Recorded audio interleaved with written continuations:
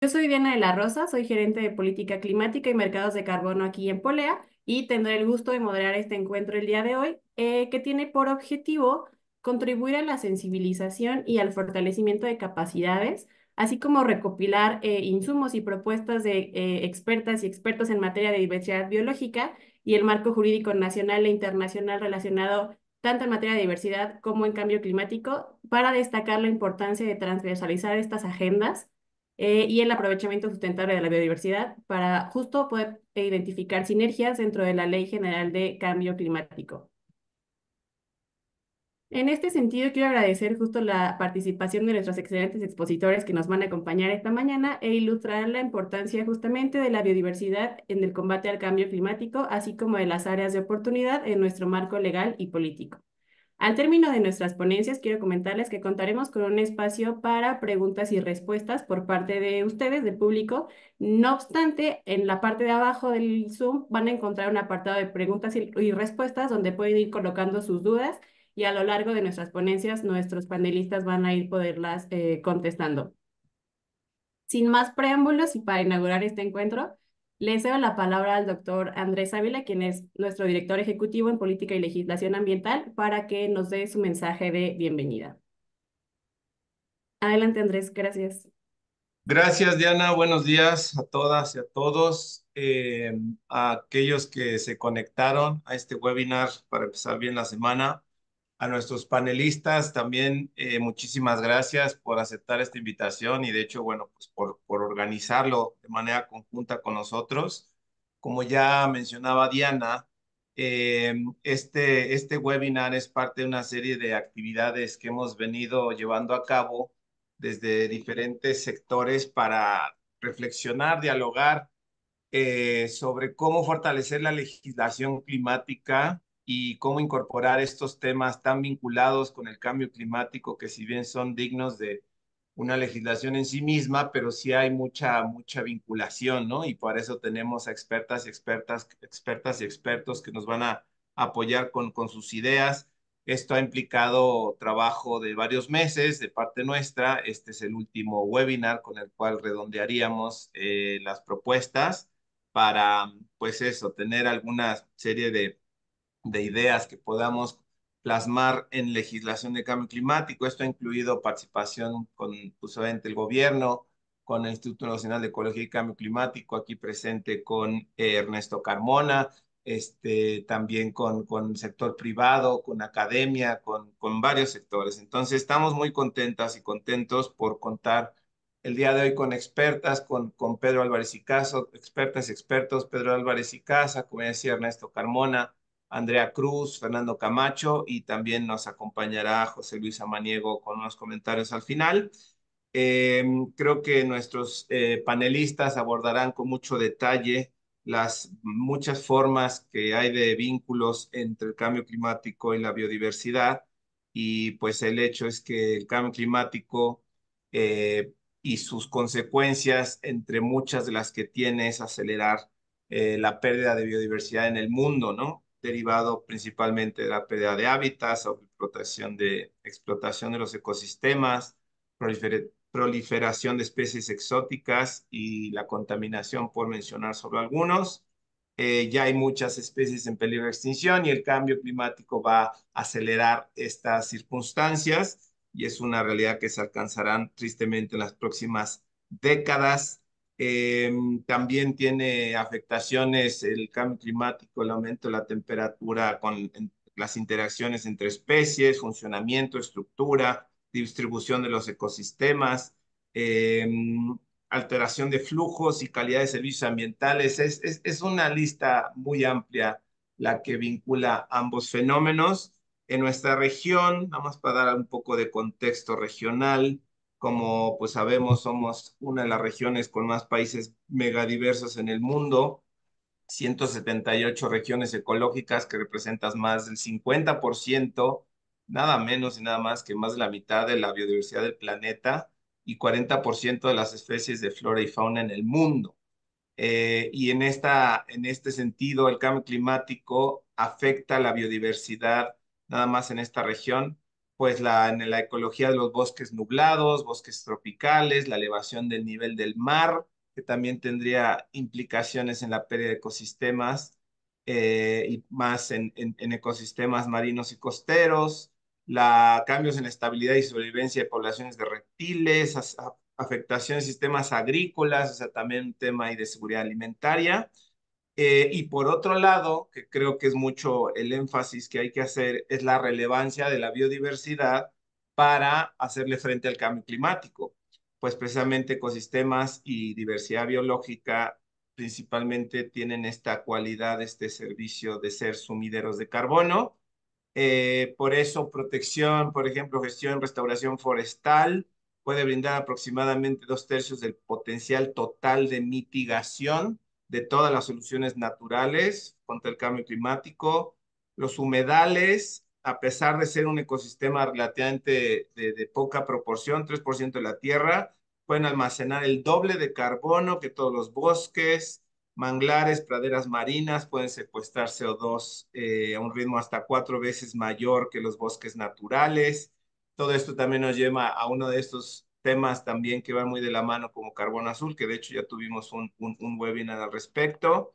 Y también tenemos este marco jurídico internacional que pues cobra vigencia porque en este año convergen ambas convenciones, ambas eh, derivadas de la Cumbre de Río 1992, la de diversidad biológica, que pues tiene esta objetivo de conservar la diversidad, la utilización sostenible de sus componentes y sus derivados, y que precisamente como la del cambio climático el próximo año, pues tiene esta o gran objetivo de fortalecer pues replantear la lucha contra los fenómenos que aquejan estas convenciones para el 2030, ¿no? Que se pone el 2030 como este gran umbral en el que esperemos estemos en condiciones de haber evitado grandes catástrofes y que probablemente en 92, 94, cuando entran en vigor estas convenciones, se vean muy lejanas, pero hoy estamos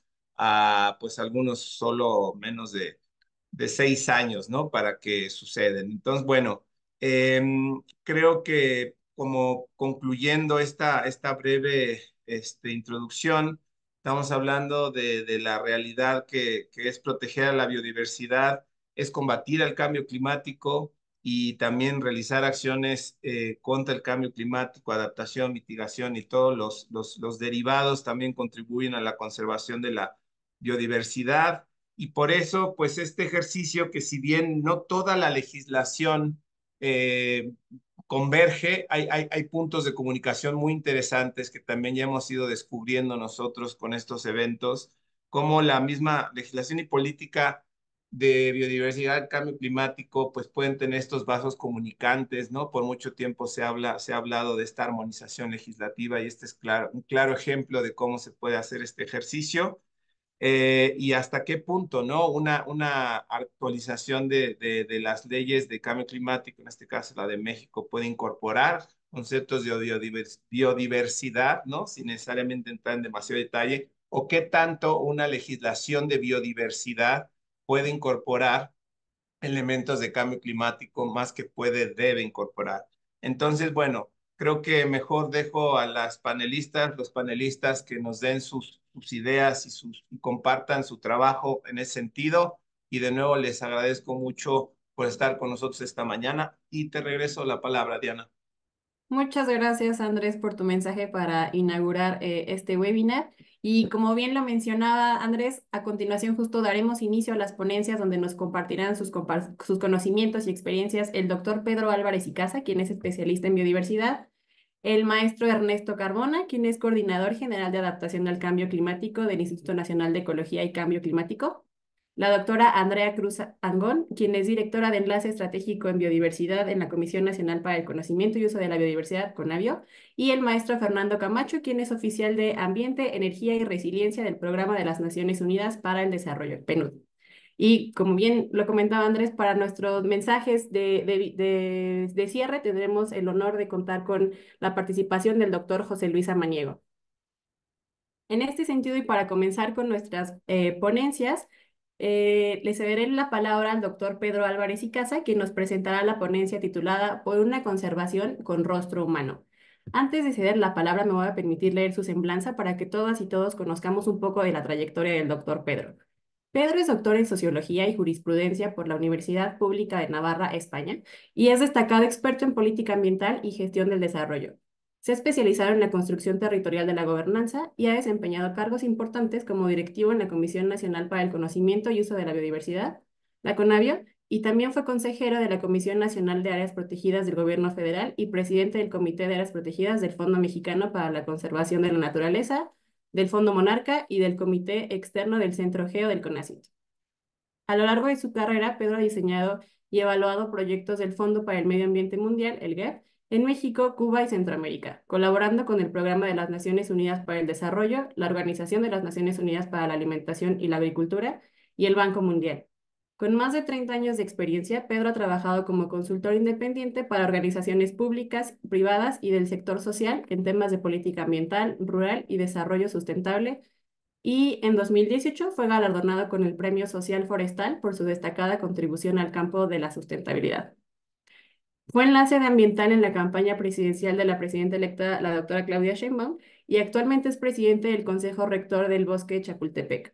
Forma parte también del programa de líderes ambientales del Colegio de México y es profesor de Economía Ambiental y Ciencias de la Tierra en la UNAM. Adelante, doctor Pedro. Te recuerdo que tienes hasta 15 minutos para tu intervención. Gracias. Me gusta lo de hasta 15. Quiere decir que puedo tardar menos. Pues me da mucho gusto. Primero que nada, muchísimas gracias por la oportunidad de compartir con un público que se pudo conectar en la página web. Y eso me da gusto porque se ve que el tema sigue siendo un tema interesante, importante y de gran trascendencia para poder sostener. Un segundo, leo un mensaje. Para poder sostener una política moderna entre cambio climático y biodiversidad. Aplaudo esta iniciativa que entiendo que surgió de la Semarnat en acuerdo y colaboración con Polea, y por supuesto me encanta tener aquí a colegas queridísimos, amigos de vida, amigas y amigos de vida con los que hemos construido muchas propuestas, hemos caminado muchos años en esto. También gente joven, por supuesto, pero bueno, ver aquí a mi colega Andrea Cruz, con la que tuve muchos años de convivencia en la Conavio, ya un importantísimo papel destacado en todas las políticas y programas de biodiversidad a nivel estatal y mundial. Y así cada uno de ustedes, y por supuesto a mi colega José Luis Samaniego, con el que estamos construyendo unas propuestas de política pública para la próxima administración. Entonces me da mucho gusto estar aquí, Fernando, y ahora desde el PNUD, una nueva experiencia. Entonces, con ese contexto y la oportunidad de dialogar sobre esto, pensando que viene una nueva legislatura. El día de ayer arrancó la nueva legislatura, la Cámara de Diputados y Senadores, y pues creo que se presenta una oportunidad de fortalecer el marco legal de nuestro país en la materia, y me parece que empezar así el fin de un ciclo, que entiendo que esta es la última sesión de un ciclo de reflexiones, pero con eso tenemos una base de información nueva para poderla presentar en su momento a las modificaciones legislativas que va a requerir el gobierno que va a encabezar nuestra presidenta electa Claudia Sheinbaum Pardo. Eh, Me parece absolutamente oportuno ligar los dos temas. Ya hace años en Conavio, aquí está Andrea, en todo caso para rectificarlo, ratificarlo o corregirlo, se hablaba mucho de que los temas de biodiversidad y cambio climático están cada vez más entrelazados, que no podemos hablar de cambio climático sin la de biodiversidad, y no podemos hablar de biodiversidad sin cambio climático. Por ejemplo, los estudios a nivel mundial, lo que se han hecho en México, advierte que el cambio climático y el cambio global en general va a afectar en forma muy importante la biodiversidad de nuestro país. ¿Eso qué quiere decir? Que van a pasar cosas que estamos viendo. Por ejemplo, es muy probable que los bosques fríos de este país corran más hacia el norte. Es decir, los bosques de pino, los bosques de oyamel, se reduzcan en espacios mucho más confinados, y en cambio los matorrales, xerófilos, las zonas de humedales costeros, las zonas áridas y semiáridas van a aumentar notablemente. Si va a haber un cambio en la temperatura. Y solo como ejemplo, ahora hay dengue en la Ciudad de México. Es decir, antes del dengue en las zonas tropicales, y es absolutamente normal encontrar enfermedades tropicales en climas fríos. También sabemos, y ahí el doctor Rodolfo Irizo ha hecho un estudio muy interesante, de cómo la desfaunización de México, es decir, tenemos bosques y selvas despoblados del conjunto de especies, sobre todo de mamíferos, que conviven, cohabitan en la cadena trófica y que están desapareciendo por efectos del cambio climático. Entonces, así como va a aumentar las zonas áridas, semiáridas y de matorral xerófilo, van a aumentar también algunas especies como los roedores, que van a ser cada vez más presentes, y van a desaparecer otros o van a hacer otros si no nos apuramos. Y creo que vamos muy lentos. Y ese fenómeno va a impactar no solo toda la cadena alimenticia y la base de información genética que la CONABIO ha compilado por muchísimos años, sino también va a afectar, digamos, ya dije, nuestra alimentación, sino va a afectar la posibilidad de la producción de especies nativas y los ejercicios y los esfuerzos que se hacen a través de la alimentación, los dispersores de semillas. Es decir, los grandes dispersores de semillas, pájaros, mamíferos, insectos, van a afectar también inclusive la posible reproducción de N número de especies en zonas tropicales, subtropicales y por supuesto zonas frías. Entonces, eso solo para decir lo que quise evitar todo el tiempo de repetir ustedes los lugares comunes, que somos un cuatro país megadiverso y que somos parte de la gran paquete de países, 17 países que formamos megadiversos en el mundo, y quise evitar también discutir una cosa que todos sabemos, que México, Mesoamérica representa aproximadamente el 12% de la biodiversidad mundial conocida, y el papel de México en ese contexto es fundamental. Y hay razones históricas, evolutivas, de conformación de los grandes plataformas continentales que permitieron este flujo norte-sur y sur-norte, como se conoció el Paseo Pantera o la Ruta del Jaguar, solo como ejemplo de lo que significó Mesoamérica en las culturas mesoamericanas y el papel del jaguar como representante cultural de una gran diversidad biológica que existe en el mundo. También sabemos que la formación de Centroamérica, la unión de las dos Américas, la norte y el sur, calculada hace más de 3 millones de años, significó la creación de un clima propicio en el norte del hemisferio. Es decir, que gracias a esa formación de la corriente del Golfo, que ahora está, los estudios advierten que está en modificaciones, esa corriente de Humboldt, la corriente del Golfo, permitió eh, eh, cierta posibilidad de vida en el norte del planeta, vida humana me refiero. Es decir, esas posibilidades de ciertas ondas de calor que emitieron enormes oportunidades para la vida en el norte del planeta, que ahora, como estamos viendo, estamos poniendo en riesgo. Y por último, la presencia de más de 40 millones de personas en Mesoamérica, que ha implicado toda una visión cultural del manejo y conservación de la biodiversidad que hay que tomar en cuenta en las nuevas políticas que podamos impulsar. Eso será como contexto de lo que implica la relación entre biodiversidad y cambio climático. Es decir, no pueden disasociarse.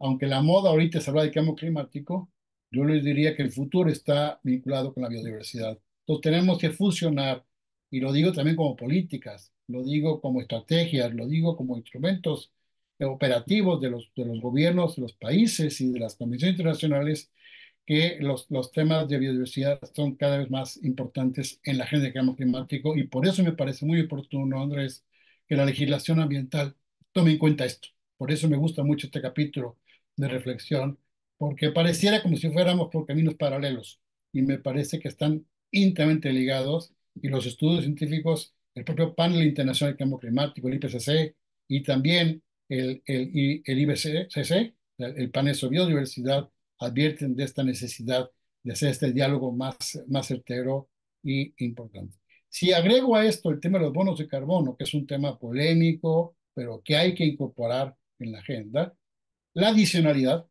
sea, lo que valora la captura de carbono, está muy asociada a la evidencia de conservar la biodiversidad. Es decir, ahí me parece que la adicionalidad que puede impulsar muchos esfuerzos de protección de carbono no es en sí la captura, o sí la captura, pero no solo ello, sino qué estamos haciendo por conservar la biodiversidad en los espacios que queremos certificar. Y me parece que son los indicadores que hay que incluir. Vuelvo a decir, los bosques de México están cada vez más desfaunizados. Y me parece que ese debe ser un valor de la adicionalidad que hay que incluir en la discusión, una nueva certificación asociada al tema. Y no es un tema solamente de plantas creciendo y capturando carbón, sino animales viviendo y conviviendo para conservar la biodiversidad, que a su vez ayuda al crecimiento de estas plantas. El segundo comentario, Diana, me avisas cuando me queden 5 minutos, por favor. Yo siento que faltan pocos. Mi segundo comentario tiene que ver con los arreglos institucionales. Como ya mencionó, ya no presentarme, tuve el encargo de hacer el enlace ambiental a la doctora Claudia Sheinbaum. Hicimos una serie de foros en 9 temas, algunos transversales, justamente, la agenda de justicia ambiental, la agenda de transversalidad de políticas públicas, la agenda internacional que coordinó el doctor Samaniego, la agenda de economía y medio ambiente, y la agenda de biodiversidad, bosques, selvas, y en sí la agenda vinculada con las áreas protegidas, advierte la necesidad de hacer intercruces, es decir, el tema de la biodiversidad y cambio climático tienen que estar intercruzados con la movilidad, con el consumo de energía, con el papel de las comunidades rurales en la conservación de la biodiversidad y también de la energía, reducir la brecha de la injusticia energética, comunidades que viven al lado de las presas y no tienen luz, o comunidades que viven al lado de grandes desarrollos de infraestructura y no tienen una carretera donde circular. Entonces, esta inequidad en la justicia es parte de los análisis que hicimos en estos diálogos que duraron cerca de 6 meses, involucraron a más de 850 especialistas multidisciplinarios de muchas ramas de conocimiento, y que pudimos transmitir tanto a la doctora Sheinbaum como ahora a la doctora Alicia Bárcenas, las propuestas que generaron este grupo de discusión donde justamente Polea también participó. Y eso también me da mucho gusto porque hubo una amplia discusión sobre los temas. De ahí quisiera entonces tomar los últimos minutos para decirles 3 ideas generales. La primera, me parece que es fundamental retomar los compromisos de la Convención de Diversidad Biológica, que seguramente Andrea va a abordar, pero que uno de ellos, que me tocó a mí encabezar, tuvo que ver con el protocolo de Nagoya. El protocolo de Nagoya, que fue importantísimo, se logró su ratificación. México, si no me equivoco, en 2010 logró incorporarse. Fue el quinto país que logró firmar el protocolo y que era un protocolo donde reconoce el esfuerzo de conocimiento asociado derivado del uso y manejo y conocimiento tradicional con las plantas y animales de todos los ecosistemas. No existe en estos momentos una reglamentación a particular. Y ese me parece que es un tema que hay que abordar. Tampoco existe una adecuación moderna sobre estas instrumentos, como quise mencionar algunos, en la ley de cambio climático, que ya quedaron rebasados, porque hay que decir que este esfuerzo de cambio climático es muy dinámico, va mucho más rápido de nuestra capacidad de operarlo y tenemos que crear mecanismos que incorporan estos criterios. El tercero que quiero mencionar tiene que ver con el manejo de la vida silvestre. Si bien México ha sido innovador en la creación de las unidades de manejo de vida silvestre y darle justamente a las comunidades, y fue parte del el título de mi presentación, de una conservación con rostro humano, soy un ferviente convencido y creo que el actual gobierno y el que está por empezar absolutamente compartirá esta visión. No puede haber conservación sin las personas. O sea, no es un asunto contemplativo. La conservación implica el manejo, uso de la biodiversidad, y por eso la CONABIO se construyó con esa doble visión de crear conocimiento y conocimiento generado del uso de la biodiversidad para tomar decisiones de política pública.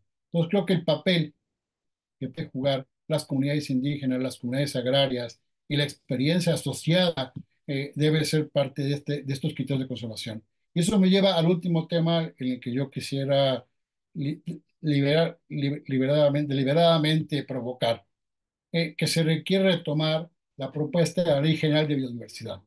Lo planteamos en nuestros documentos básicos que tenemos a la doctora Claudia Sheinbaum. Nos parece que la Ley General de Biodiversidad debe incorporar nuevas categorías de manejo, voy a decirlas, más cercanas a la gente y más vinculadas con nosotros. Si bien es cierto que las reservas de la biosfera y el modelo mexicano de reserva de la biosfera es lo más aproximado a un modelo de cogestión de la biodiversidad, me parece que los corredores biológicos, las reservas bioculturales, como dos ejemplos, deben ser parte de las nuevas categorías de manejo y deben incluir. Pues tenemos parques nacionales construidos con el concepto anglosajón de parques como en Estados Unidos, como Yellowstone, por ejemplo, donde pues son lugares donde ahí no hay habitantes. El 95% del territorio nacional está ocupado por comunidades indígenas y campesinas. Entonces, los modelos de conservación en nuestro país tienen que ser con la participación activa de las personas usuarias, usufructuarias y con conocimiento histórico sobre la conservación. Entonces, me parece que las categorías que incluyen el conocimiento asociado y por eso mencioné el protocolo de Nagoya, me parece que son muy importantes. Los vínculos a vida silvestre, protocolo de Nagoya, nuevas categorías de manejo, suficiente, y ahora, por supuesto, los vínculos con el cambio climático, me parece que es suficiente información para poder construir una nueva legislación que fusione estas dos ideas, que incorpore desde las dos vías de entrada la perspectiva de la conservación. Entonces, con eso termino diciéndoles que yo considero, y esto para abrir boca en esta discusión, de que seré responsable de nuestra parte no revisar el marco legislativo y el marco institucional. Me parece que instituciones como Conavio, como el INEC, en nuevos arreglos que seguramente José Luis podrá abordar, deben ser absolutamente parte de la agenda del próximo gobierno, y eso incluye ajustes y compromisos en la legislación ambiental. Una nueva ley general de biodiversidad que incorpore estas visiones y, por supuesto, el tema del agua, que aquí no ha sido abordado, pero el tema del agua vinculado a uno de los grandes retos que va a tener la humanidad y van a impactar fuertemente, derivados del cambio climático, van a impactar la biodiversidad.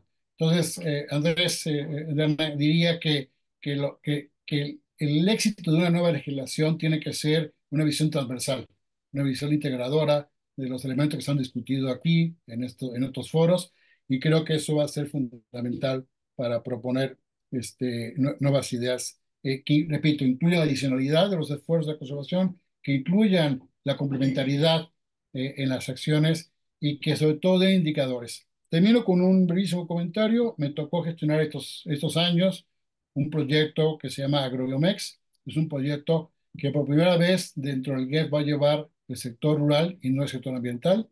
Es un proyecto de 10 millones de dólares con un valor de cerca de 70 millones de dólares, que trata de incorporar la biodiversidad en las prácticas agrícolas, no en la frontera de ambas, es decir, no qué hacemos en las fronteras protegidas, sino qué hacemos que en la agricultura se incluyan también prácticas de biodiversidad. Me parece que es un paso conceptual muy importante. El proyecto acaba de arrancar y creo que es un ejemplo de cómo la agenda ambiental tiene que pasar la frontera, digamos, de los hacedores de las políticas ambientales, e incluir también a los hacedores de políticas agrícolas, de políticas económicas, y creo que ahí hay un campo de oportunidad extraordinario para hacer.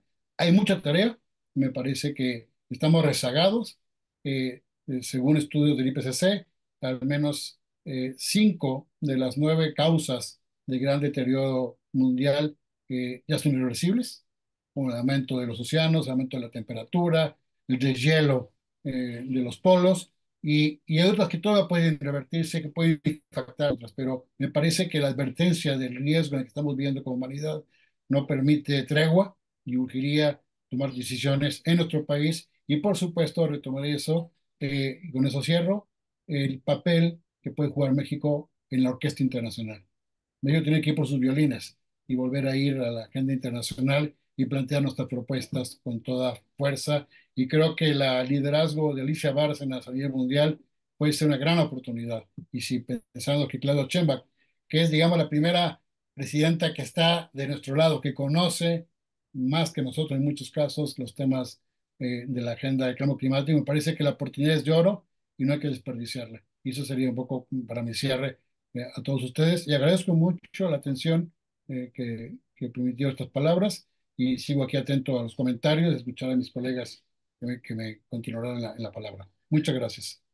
Muchísimas gracias, doctor Pedro, por tan valiosa intervención al resaltar justamente los retos y los elementos que no podemos perder de vista al impulsar estas agendas de cambio climático y biodiversidad. Y en el apartado de preguntas y respuestas hubo bastantes reacciones del público, entonces si quieres irlas viendo y contestar algunas, si no al final vamos a pasarte la palabra para que complementes. Gracias. Sí.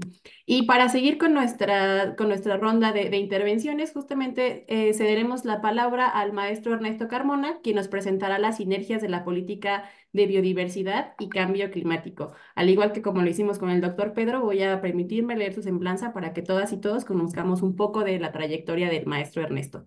Ernesto tiene estudios de doctorado en Relaciones Internacionales, es maestro en estudios México-Estados Unidos y licenciado en Relaciones Internacionales por la Universidad Nacional Autónoma de México. Cuenta con una carrera destacada en la administración pública, ha ocupado diversos puestos como subdirector de cooperación bilateral en el gobierno de la Ciudad de México y director de cambio climático en la Secretaría de Relaciones Exteriores. Ernesto también se ha desempeñado como asesor parlamentario en la renegociación del Tratado de Libre Comercio para América del Norte para la Comisión de Relaciones Exteriores de la Cámara de Diputados y ha sido profesor en la Facultad de Ciencias Políticas y Sociales de la UNAM. Dentro de sus líneas de investigación ha abordado temas como el transporte y el cambio climático, la gobernanza global, la política de Estados Unidos y la adaptación al cambio climático. Adicionalmente, cuenta con 23 artículos de investigación publicados en revistas indexas y libros nacionales e internacionales. Actualmente es coordinador general de adaptación al cambio climático en el Instituto Nacional de Ecología y Cambio Climático, el INEC, y ha impulsado la atención de la vulnerabilidad y adaptación al cambio climático, así como el fortalecimiento de la política ambiental, la toma de decisiones y el cumplimiento de compromisos nacionales e internacionales de los que nuestro país es parte. Sin más preámbulo, te cedo la palabra, Ernesto. Te recuerdo igualmente que tienes hasta 15 minutos para tu intervención. Muchas gracias, Diana, y te agradeceré también que me interrumpas cuando esté cerca el tiempo, porque luego uno pierde un poco la perspectiva de lo que cuando pasa el tiempo. Quiero agradecer la invitación a Polea, obviamente la oportunidad de compartir este espacio de reflexión sobre estas sinergias entre biodiversidad y cambio climático. En particular, yo quisiera hablar de la sinergia entre la agenda de biodiversidad y la de adaptación al cambio climático, que efectivamente ya el doctor Álvarez y Casa nos dio un marco bastante sólido de por qué estas dos agendas tienen que ir de la mano. Y creo que muchas veces nos pasa, como se dice en el ámbito académico, ¿no? Que la conceptualización y el abordaje de ciertos temas es para entender y organizar, pero la realidad nunca está desvinculada. Es decir, no, allá no hay esa división, ¿no? Esta división entre los campos de conocimiento, pues no la encontramos en la realidad.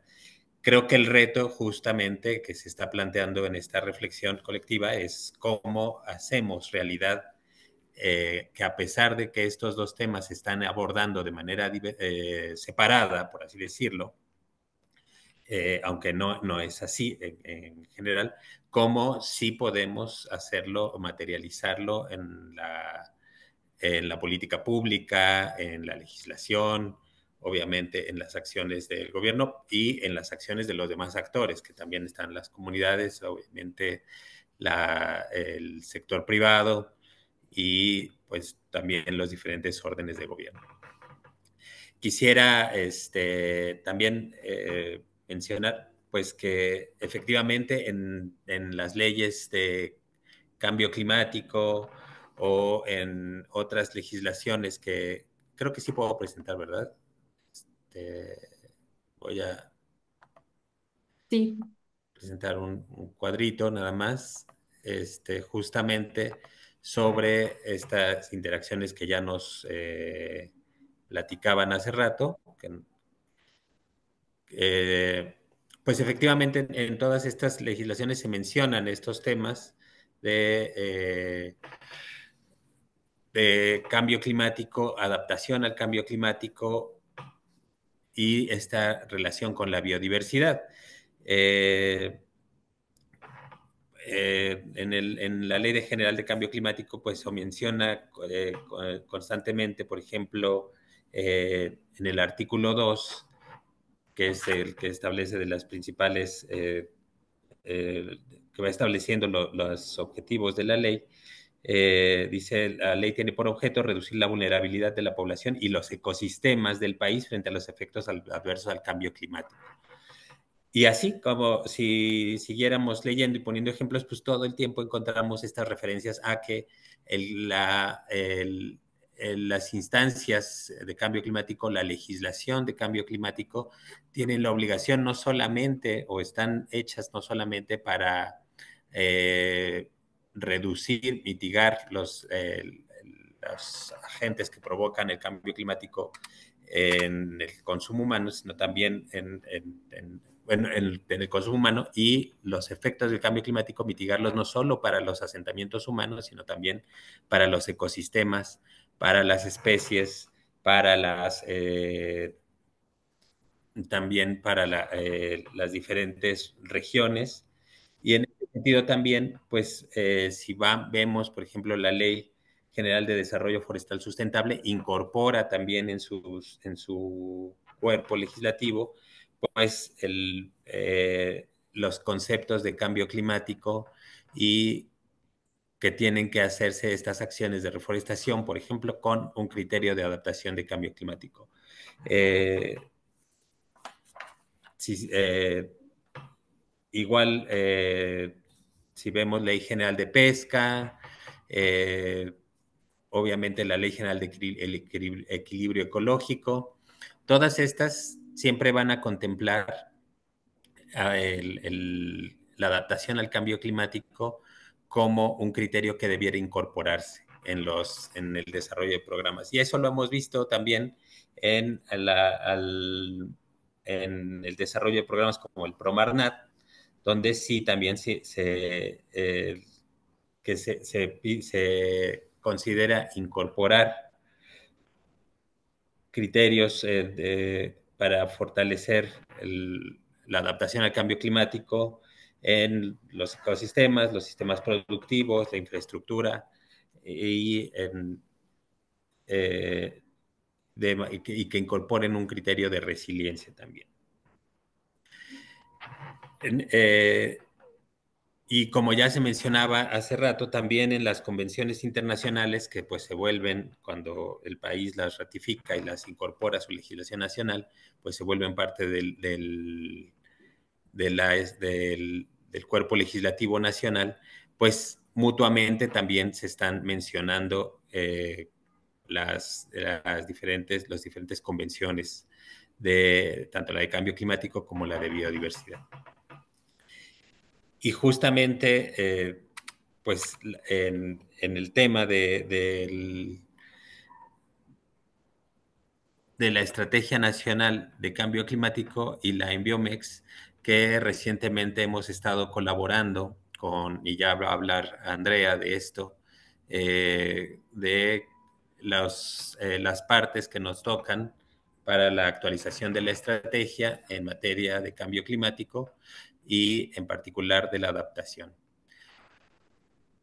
En particular de la adaptación porque pues toda la que tiene que ver con restauración de ecosistemas, todo lo que tiene que ver con actividades productivas que tengan que estar que tengan que estar adaptadas al cambio climático, pues hay una mayor participación de esta parte del campo del cambio climático. Si bien, como ya se mencionó, en el desarrollo de la estrategia de biodiversidad, también hay una contribución importante investigación. Ahorita, con los efectos que hemos tenido recientemente o con los fenómenos que hemos tenido recientemente, parece cada vez más evidente que en una conservación mayor de la biodiversidad nos acerca a una mejor adaptación del cambio climático, reduce nuestras vulnerabilidades al cambio climático si mantenemos los ecosistemas, si podemos reducir la vulnerabilidad de las especies, podemos estar atentos a la vulnerabilidad de ciertas especies, como ha pasado recientemente. ¿Qué hemos hecho por acá en el INEC? Bueno, pues de entrada, obviamente hacemos constantemente evaluación de la vulnerabilidad al cambio climático. Se nos pide para ordenamientos ecológicos, para manifestaciones de impacto ambiental. Hacemos normalmente también si algún gobierno, algún estado nos solicita alguna contribución en este sentido, pues hacemos estas evaluaciones de la vulnerabilidad y esto contribuye pues a que haya un diagnóstico y de ahí se puedan establecer acciones necesarias para reducir esa vulnerabilidad. Y luego tendríamos que pasar a valorar cómo estamos reduciendo esas vulnerabilidades. Esta parte será importante, por ejemplo, para quizá modificar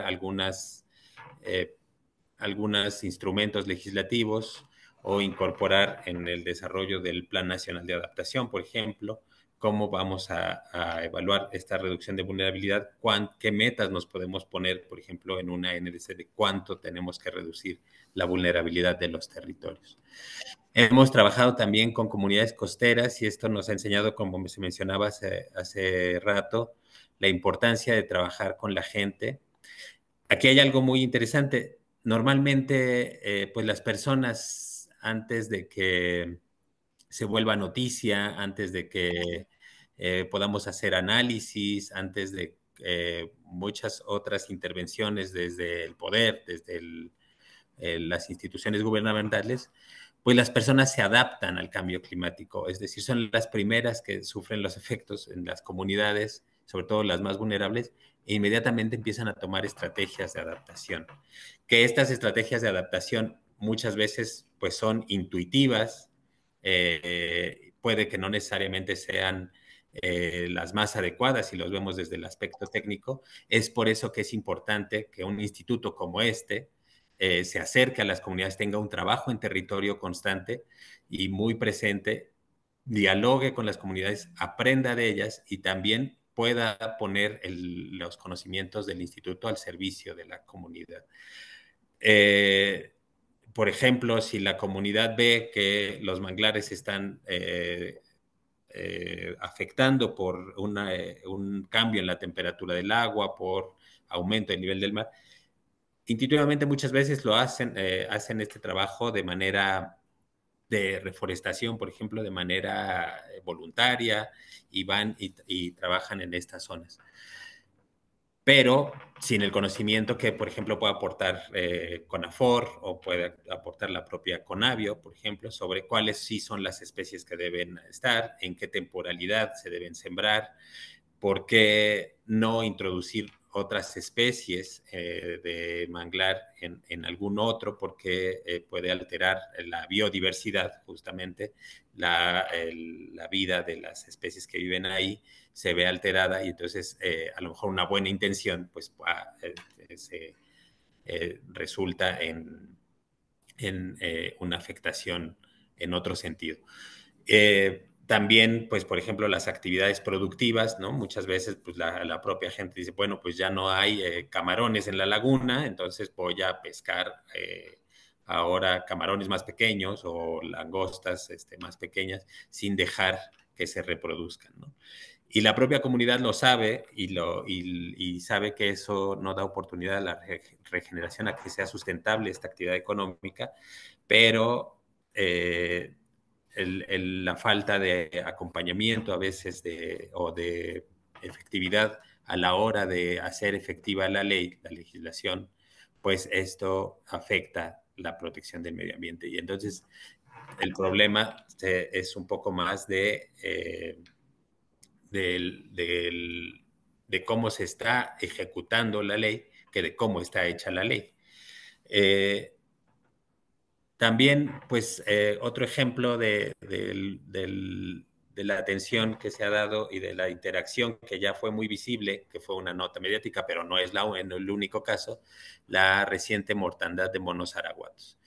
En ese sentido, por ejemplo, pues sí hubo una intervención de todo el sector ambiental, con apoyo en las comunidades, obviamente, que también ya estaban reaccionando, ¿no? Poniendo alimento, poniendo agua para las especies que estaban siendo afectadas por el calor, y ya con el acompañamiento del gobierno, pues eso fue una intervención más efectiva y que puede llegar a territorios donde a lo mejor si el gobierno lo hiciera solo, pues costaría más trabajo. También otro ejemplo de cómo se ve esta interacción entre cambio climático y biodiversidad sobre un tema que se mencionó, que es el del agua. Pues es un proyecto que está por acá que se llama Conecte Ríos, que tiene una propuesta de atención a cuencas hidrológicas con enfoque de adaptación a cambio climático. Y en este sentido, busca transformar las actividades productivas que hay en torno a las cuencas para que sean climáticamente inteligentes. Entonces, en vez de hacer, por ejemplo, se invita o se trata de promover que en lugar de hacer café o cultivar café deforestando el bosque mesófilo en las montañas, pues entonces se cultive en convivencia con el bosque, ¿no? De una estrategia de agroforestería que pues ya cada vez se vuelve más popular también en varias regiones del país, y nos enseña que pues justamente podemos tener actividades económicas rentables, importantes, de un volumen considerable, pero también en una convivencia armónica con la biodiversidad. Mantener los ecosistemas y en este sentido la salud de los ríos, y también pensar en colectivo, es decir, no solamente ver mi territorio, sino pensar en función de que soy parte de un territorio, en este caso de una cuenca, y lo que yo haga pues va a afectar otras partes del territorio, a otras poblaciones, y también promueve un cambio de mentalidad hacia una visión más colectiva.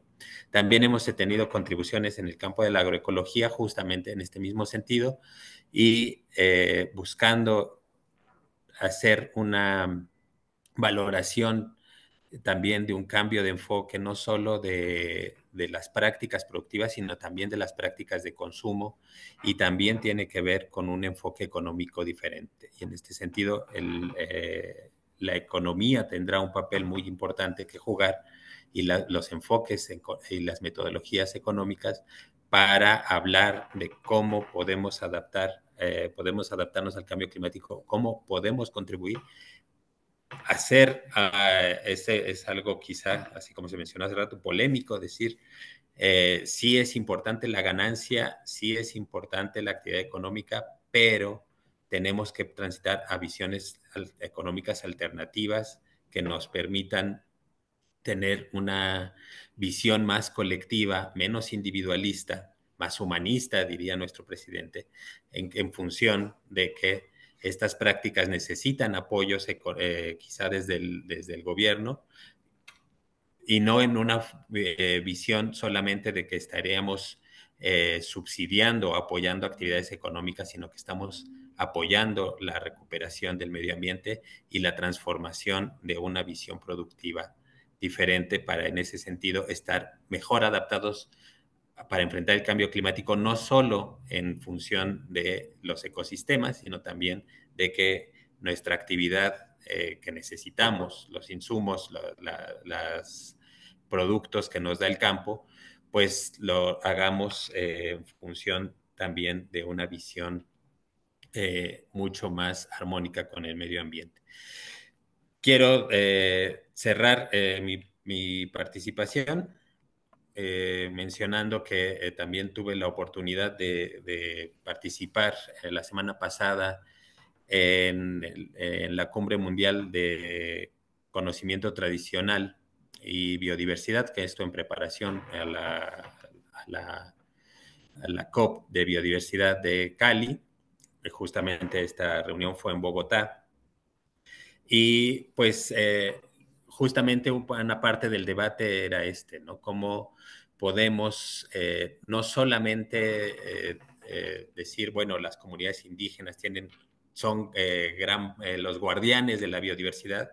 Pues sí, son los guardianes de la biodiversidad, porque yo lo pensaría que es en esos territorios donde ellos tuvieron que refugiarse, pues donde ya no alcanzó a llegar muchas veces la colonización, pero ahora están siendo amenazados porque ahora son esos lugares los que fueron conservados justamente por no estar al alcance de la ola civilizatoria, si así le podemos llamar a lo que nos sucedió en América Latina y en otras partes del mundo, pero ahora están siendo amenazados por esa disponibilidad de recursos.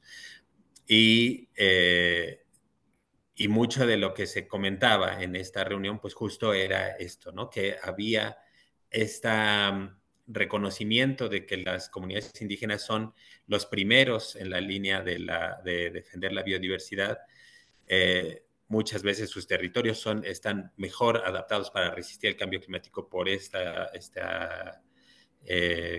poca explotación que hay en sus territorios, pero que pues ahora con estas nuevas amenazas de buscar nuevos recursos, pues pareciera que no se les reconoce del todo este papel, ¿no? Sino que empieza a haber estas presiones y pues el reconocimiento no solo del estar habitando esos territorios, no solo el habitar esos territorios, sino de todo el conocimiento que aportan para la conservación de la biodiversidad y en consecuencia para enfrentar mejor el cambio climático.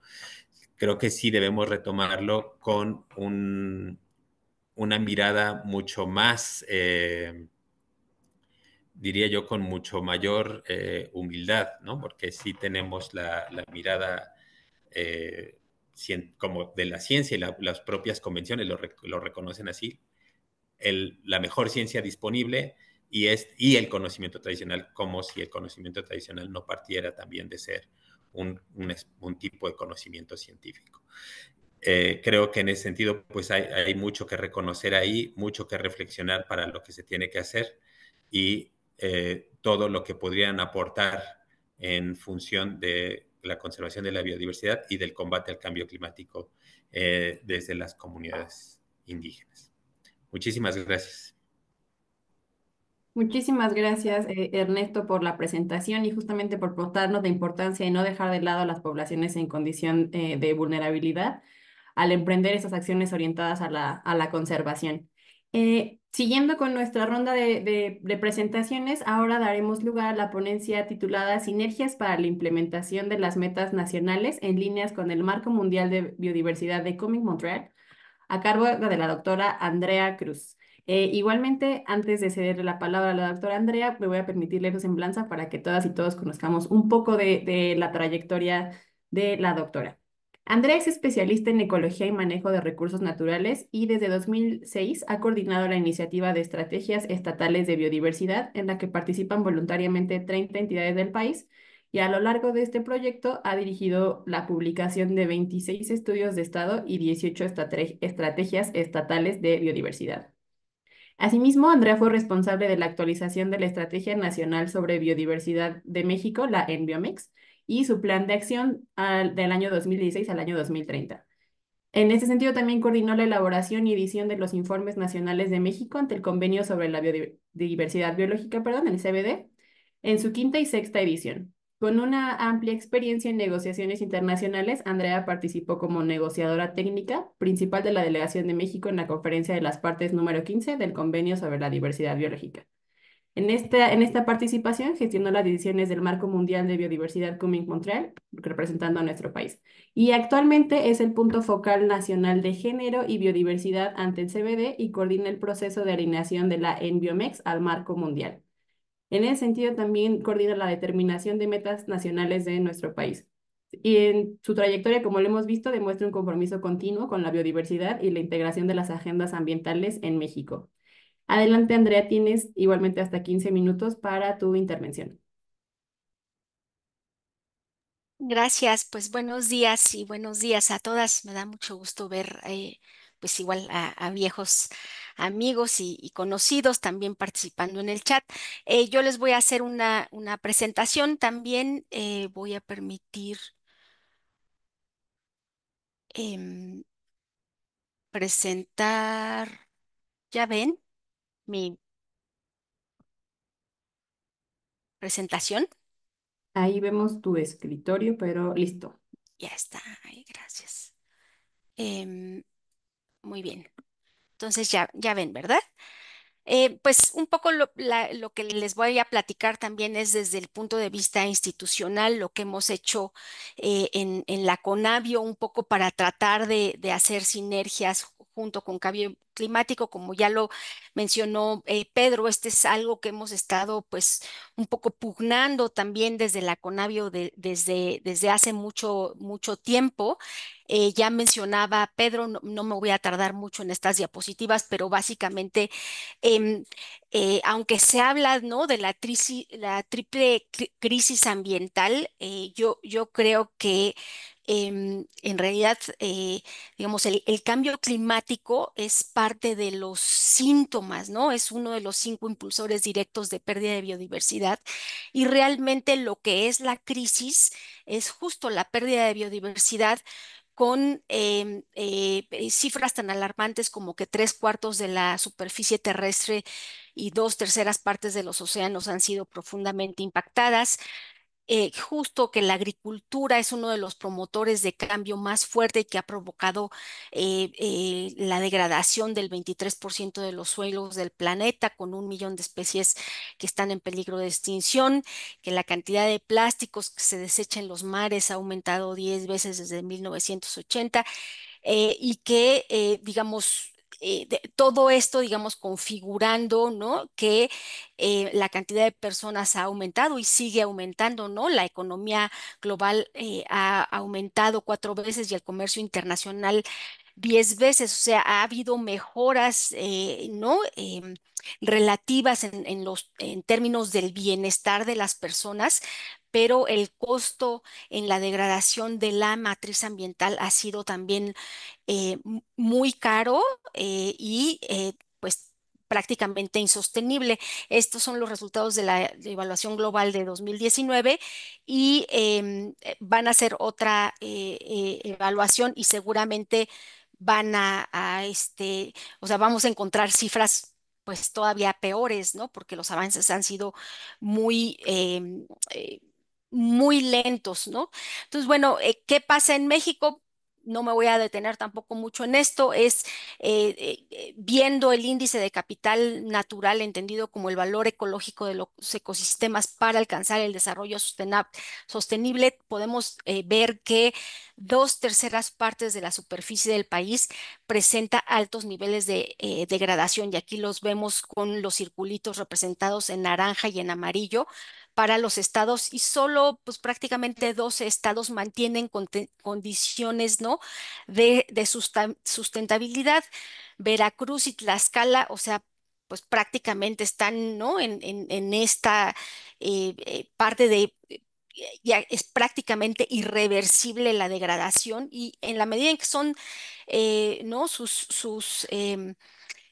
servicios ambientales están degradados, pues quiere decir que tienen que importar, ¿no?, todos los servicios ambientales desde fuera. Y podemos decir que ha sido con miras a desarrollarnos, pero si vemos, y por ahí tenemos un estudio donde eh, eh, evaluamos, ¿no?, índice de capital natural contra índice de desarrollo humano, y resulta que los estados también cabría esperar, digamos, si este argumento fuera más que hay que destruir para, ¿no?, desarrollarnos, pues que justo Tlaxcala y Veracruz estuvieran súper desarrollados, que tendrían un índice de bienestar humano muy bueno, y resulta que no es así, ¿no? Que hemos em, deteriorado la matriz ambiental con un costo muy grande también, pero sin tener los beneficios de mejorar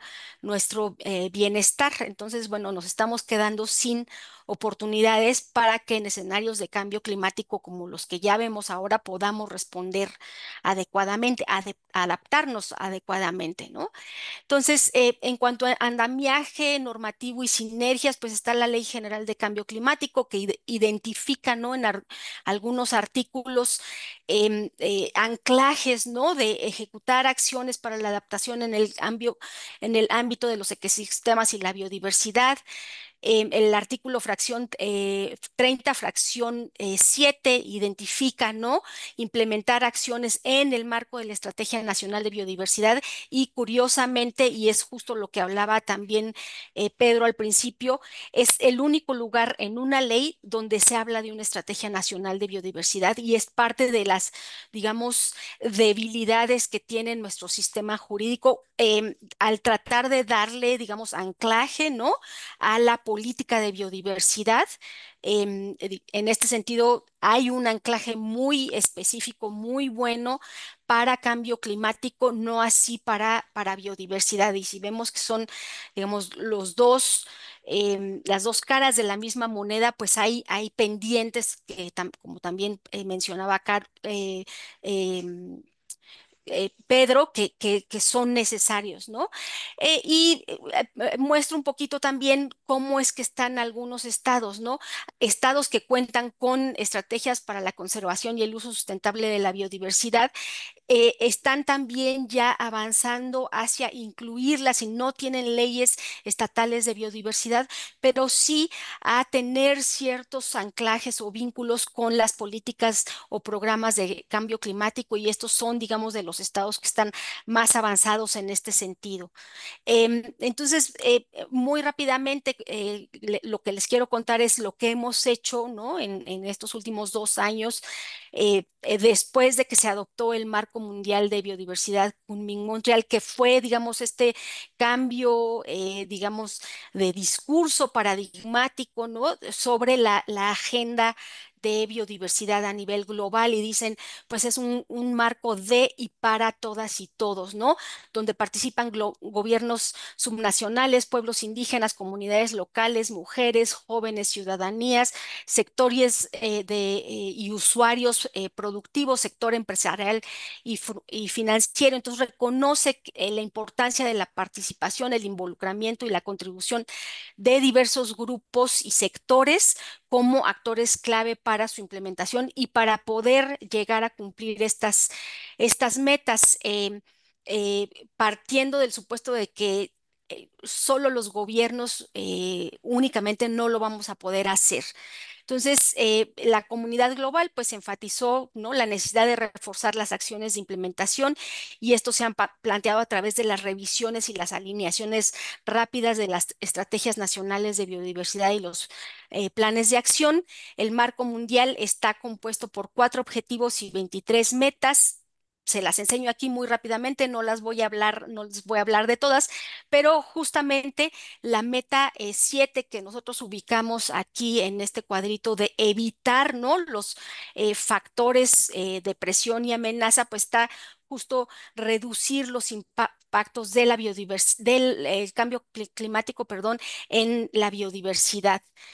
¿Y qué es lo que ha hecho México al respecto en este proceso? Pues lo que hicimos con justo la participación y con el apoyo técnico y financiero tanto de la iniciativa Early Action Support del PNUD, también muy acompañados por Fer Camacho y por la GIZ, pues el grupo coordinador, con la CONABIO como punto focal nacional de coordinar todas estas acciones, realizamos la alineación o la revisión de las 160 acciones de la Estrategia Nacional contra las 23 metas del marco mundial, para posteriormente poder concluir que la estrategia nacional que tiene una visión al 2030, pues es todavía un documento muy actual, integral que atiende, ¿no?, de manera puntual las 23 metas del marco mundial. Y en este sentido, el grupo coordinador lo que hizo fue proponer metas que han sido revisadas a través de talleres con la Administración Pública Federal, pero también con gobiernos subnacionales, pueblos indígenas, comunidades afromexicanas, juventudes, sector privado, para ir dándole forma, digamos, a las metas nacionales que fueron ya subidas al mecanismo facilitador de información del CNB en agosto primero. Parte del proceso también va a ser realizar o revisar el sistema de monitoreo y seguimiento de las metas nacionales. Estamos terminando ya justo una consultoría que está haciendo el análisis de vacíos legales e identificando prioridades de acción para el cumplimiento de las metas nacionales, y posteriormente estaremos realizando la evaluación del costeo, ¿no?, de la brecha de financiamiento de las metas nacionales y los planes de financiamiento de biodiversidad, junto con una propuesta de cómo vamos a dar seguimiento al cumplimiento de estas metas nacionales. Muy rápidamente, pues hemos tenido cerca de 83 reuniones con la Administración Pública Federal, que digamos en términos de horas personas han sido 1,644 horas, ¿no?, de trabajo con 35 instituciones y 217 personas participantes para tener estas 49 metas, 48 porque nos quedó una sin validar, que están ya presentadas como las metas nacionales de México, ¿no? Y estas también muy rápido, no espero que las vean todas, pero ¿por qué son 49 metas nacionales? Porque a partir de cada una de las 23 metas globales, nosotros, digamos, como propuesta, y se han ido trabajando con toda la Administración Pública Federal, fuimos, digamos, descomponiendo, ¿no?, en elementos, pues, como de mucho más fácil seguimiento y en función de las atribuciones y funciones de las instituciones, cada una de las metas globales, de tal manera que, por ejemplo, la meta 1, que tiene que ver con la integración de la biodiversidad en la planificación espacial, para México hay 4 metas nacionales que tienen que ver, la primera con ordenamientos ecológicos, territoriales, turísticos y de desarrollo urbano, y buscar la armonización de estos instrumentos de planificación territorial. Otra meta que tiene que ver con el ordenamiento ecológico marino, la política nacional de mares y costas y la tasa cero de deforestación. Y así tenemos, digamos, todas las metas, digamos, descompuestas un poco en los elementos que están en este sentido. Y para cambio climático fue justo de las metas que nos ha costado más trabajo terminar. Todavía las estamos afinando también, como comentó Ernesto. La meta global dice reducir al mínimo los efectos del cambio climático y la acidificación de los océanos en la diversidad biológica y mejorar su resiliencia mediante la mitigación, la adaptación e intervenciones de reducción del riesgo de desastres, entre otras, mediante soluciones basadas en la naturaleza, estrategias basadas en los ecosistemas, y al mismo tiempo reduciendo al mínimo los efectos negativos e impulsando los positivos. Estamos trabajando ahorita justo con los equipos del INEC, de la CONABIO, de la CONAFOR, de la CONAMP, para tener una meta de adaptación, una meta de mitigación y una meta de acidificación, que les presento solamente los borradores. Muy seguramente van a modificarse un poco más en la medida en que vayamos avanzando con este trabajo, pero ha sido un trabajo muy interesante a partir del reconocimiento, pues justo de las capacidades, del reconocimiento de las necesidades que se tienen en términos legislativos. El marco global también, digamos, tiene puntos relevantes, ¿no?, de contexto con el cambio climático. acciones que fortalecen la resiliencia de los ecosistemas. Aquí están, ¿no? En las metas 1, 10, 14, 11 y 12, que promuevan soluciones basadas en la naturaleza, en las metas 4, ¿no? De reducir las especies en peligro de extinción, la 12, de implementación de criterios y lineamientos para superficies, espacios verdes y azules en zonas urbanas, la 11, de mantenimiento y mejora de servicios ecosistémicos, las acciones que protegen o que promueven, ¿no? Los sumideros de carbono, con las metas que tienen que ver con la restauración de ecosistemas terrestres degradados, acuáticos, continentales y marinos, toda la parte de la integración de la biodiversidad en los sistemas sostenibles, la restauración de ecosistemas, la reducción, por supuesto, de emisiones de gases de efecto invernadero que tiene que ver con la contaminación, entre otras, ¿no? La actividad empresarial también como una parte de también ir metiendo e involucrando al sector privado en este sentido. En este QR pueden ver también, conocer las metas nacionales en línea con el marco mundial y también el proceso nacional al respecto. Entonces, bueno, ¿cuál es lo que nos falta?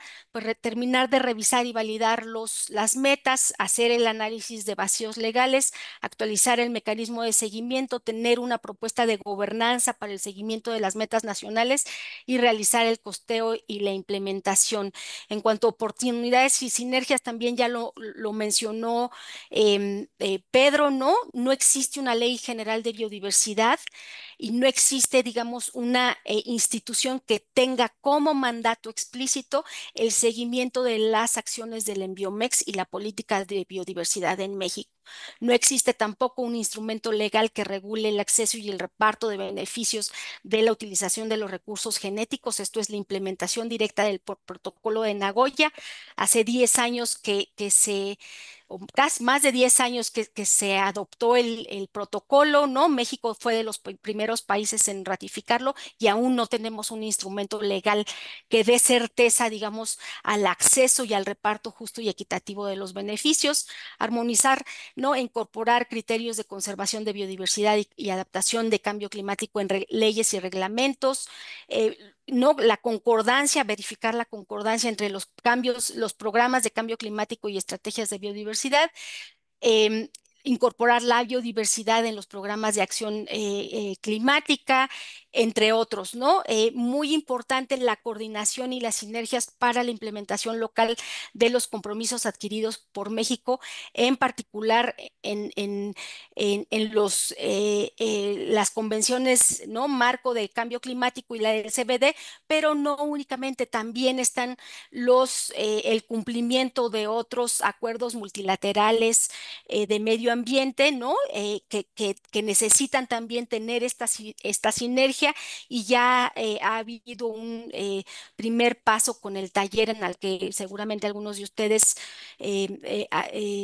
participaron, ¿no? Que es una continuación o una mexicanización del proceso de Berna 3 sobre el ver las posibles sinergias en el cumplimiento de estos acuerdos multilaterales. Y hasta ahí dejaría mi participación. Muchas gracias. Buen día.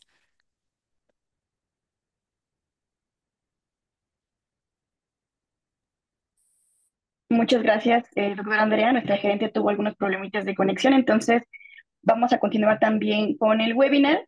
Y para finalizar ya con las intervenciones, vamos a dar lugar a la ponencia Fortaleciendo Capacidades, el acompañamiento del PNUD en las agendas de biodiversidad del país. Y esta va a estar a cargo del maestro Fernando Camacho. Y también, antes de comenzar con su presentación, voy a permitirme leer su semblanza. Fernando es biólogo y maestro en ciencias biológicas con orientación a la restauración ecológica por la Universidad Nacional Autónoma de México, y con más de 20 años de trayectoria profesional ha ocupado cargos como director general de Desarrollo Institucional y Promoción de la Comisión Nacional de Áreas Naturales Protegidas y coordinador Estocolmo más 50 en el Programa de las Naciones Unidas para el Desarrollo.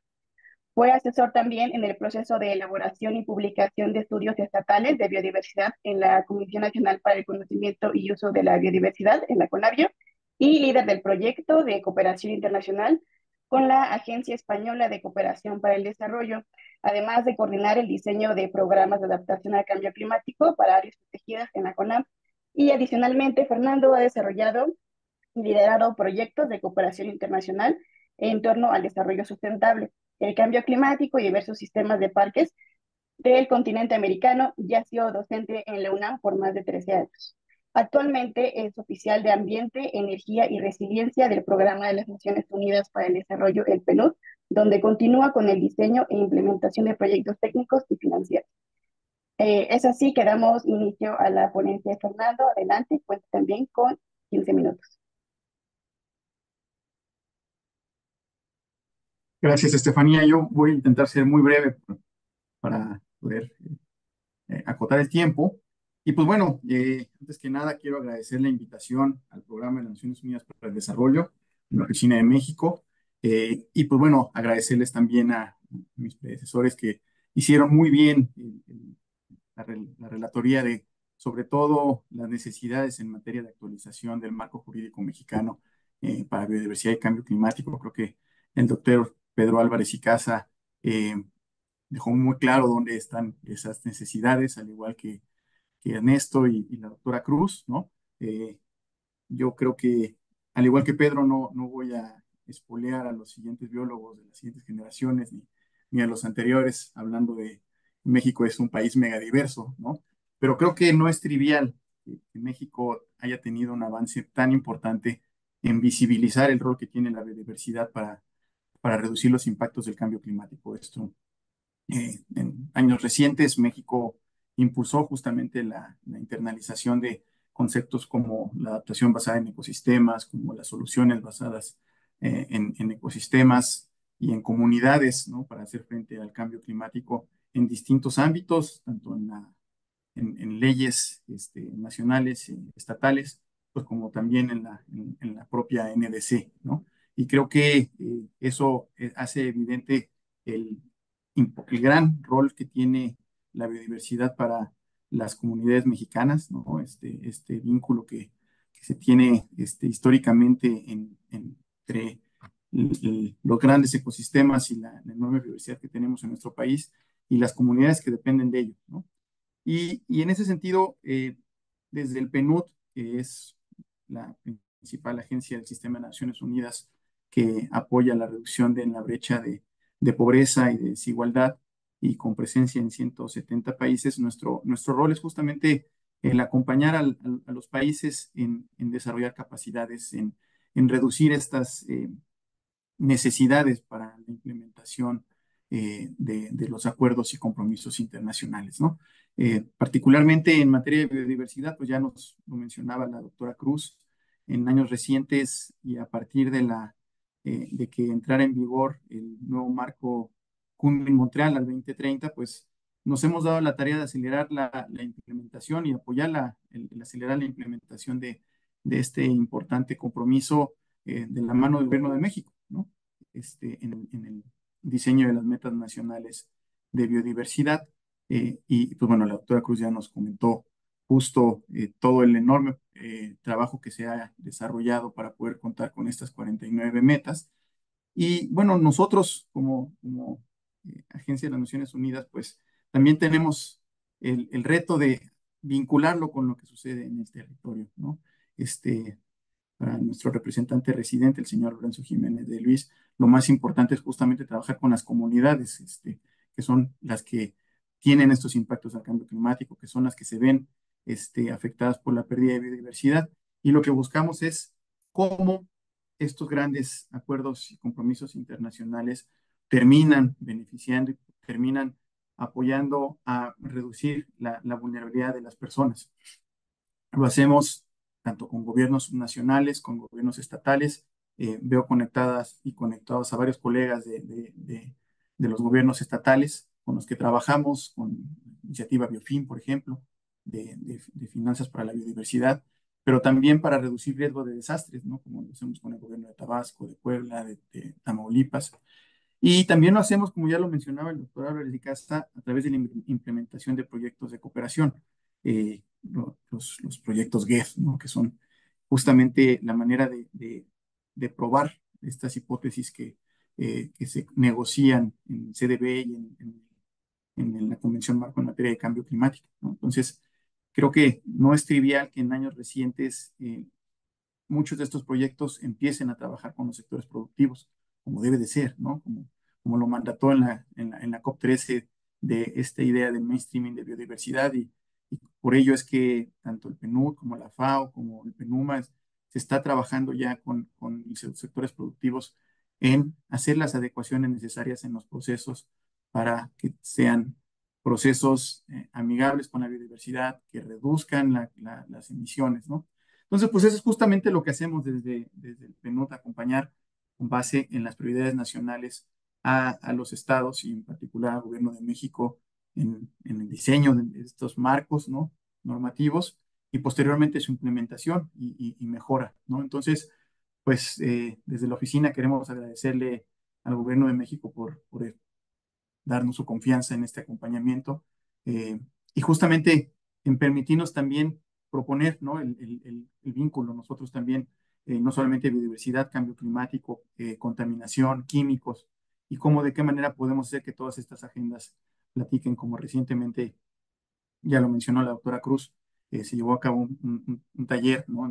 de las distintas metas multilaterales y de qué manera logramos que se hablen, ¿no? Esperemos que eh, pronto tengamos la oportunidad de que ese taller lo podamos, las hallazgos los podamos estar implementando para que sea más eficiente su implementación, ¿no? Y podamos atender la causa última de mejorar el bienestar de las personas y de las comunidades. Yo hasta aquí lo dejaría. Muchísimas gracias, Andrés, equipo, por permitirnos acompañarles en este webinar. Muchísimas gracias, Fernando.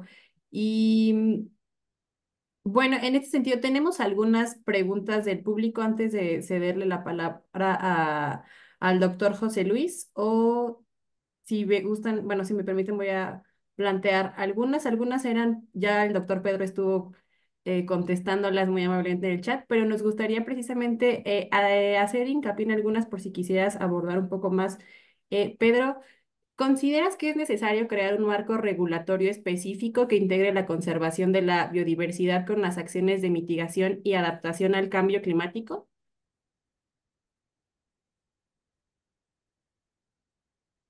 La contesto esta primero. Sí, Sí. digamos, de eso ha versado la reunión, ¿no? O sea, yo creo que hay que vincular las dos legislaciones. Sí creo que ya no pueden separarse. No, no me atrevería a decir si hay que hacer una sola propuesta de ley de biodiversidad y cambio climático, pero ambas, como lo dijo Andrea, tienen que confluir. Tanto las leyes estatales como los mandatos internacionales hablan de esta integración de estos dos tipos de política en biodiversidad y cambio climático. Eh, Atreverme a decir que deben hacerse una sola, no estoy seguro en este momento. Habría que hacer una reflexión de carácter jurídico y a lo mejor se pueden complementar, porque cada una también tiene su especificidad. Entonces sería mi primera respuesta hacia allá, pero que tienen que dialogar clara y abiertamente es obligadísimo. Y eso entiendo que es este esfuerzo que están haciendo ustedes. Perfecto, muchas gracias, Pedro. Me parece que todavía están nuestras personas conectadas, todavía poniendo algunas preguntas en el chat. Entonces, para darles un poquito más de tiempo y que viertan sus preguntas, voy a ceder la palabra al doctor José Luis Amaniego para su mensaje como balance, un mensaje general después de estas presentaciones. Adelante, doctor. Tienes el micrófono apagado, si no se puede. Muchas Sí, gracias. gracias, Diana. Muy amable. Avísame cuando hayan pasado 5 minutos para no excederme tampoco. Y yo quiero comentar sobre 3 puntos que me parecen muy importantes para poder vincular las dos agendas y tener una salida regulatoria. Uno, sí nos hace falta un instrumento donde plasmemos las metas nacionales en términos muy claros de cantidad y de territorio. Hoy tenemos una meta general de lograr un cierto porcentaje del territorio nacional protegido en tierra y en mar, pero cuando cumplamos con ese territorio al paso de los años, No necesariamente queda resuelto el tema de degradación de los suelos, de pérdida de especies que están fuera de las áreas naturales protegidas.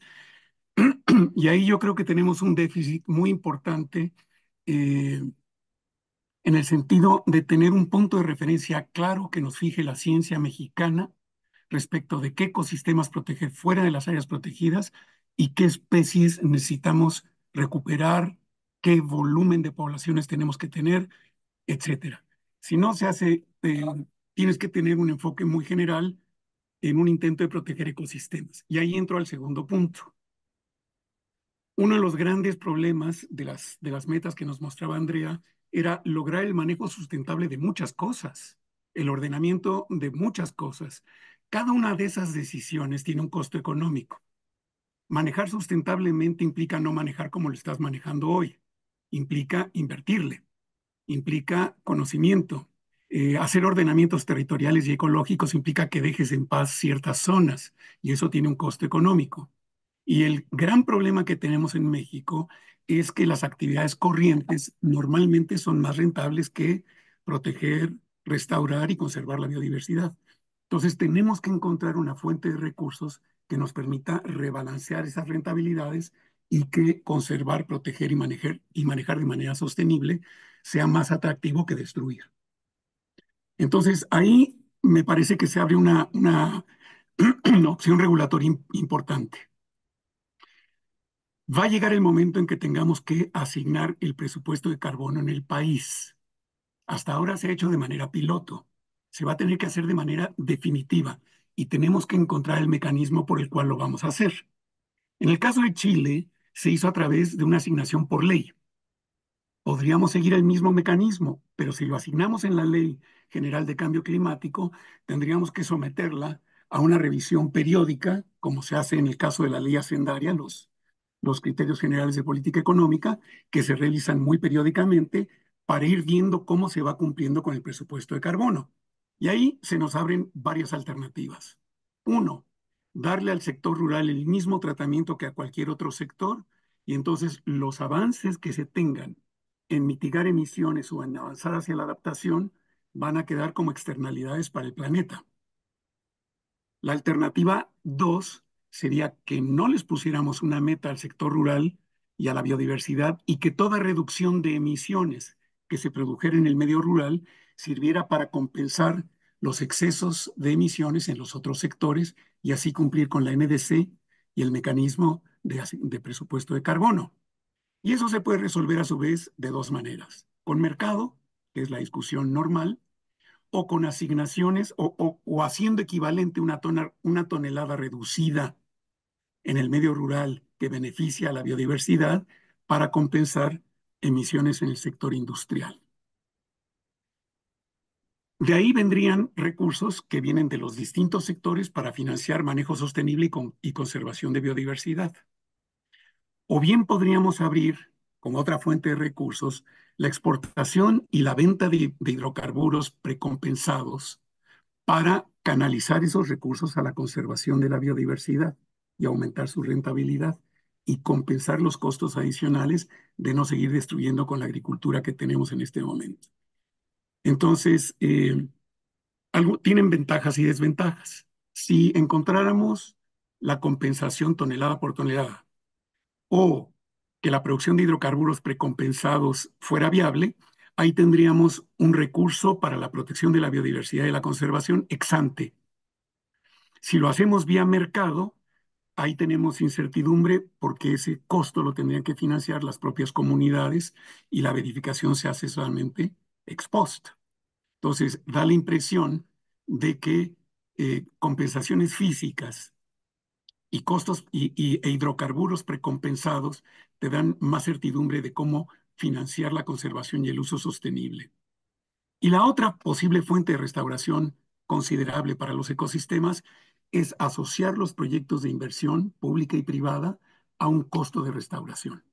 Entonces, así como se van a hacer trenes o restauración de ríos o carreteras o grandes proyectos de inversión privada, una parte del costo de esa inversión fuera reconocer la necesidad de restaurar ecosistemas. Entonces, resumo, hacerlo parte de los costos de inversión, la restauración y la conservación, Segundo, crear un mecanismo por el cual ligas cumplimiento del presupuesto de carbono y NDCs con restauración de ecosistemas.